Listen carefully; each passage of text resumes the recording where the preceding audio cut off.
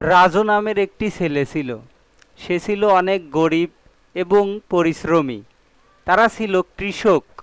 রাজু লেখাপড়ার পাশাপাশি মাঠে কাজ করত, তার বাবাকে সাহায্য করত। সে মাঠের সকল কাজই করতে পারত।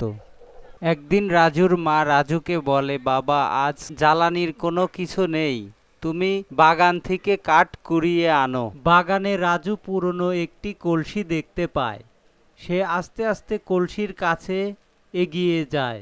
রাজু যখন কলসিটি ঘাড়ে করে নিয়ে বাড়িতে যায়, কলসি দিয়ে তখন ঝলমলে আলো বের হয়। হঠাৎ কলসির ভিতর থেকে একটি দৈত্য বের হয়ে এলো।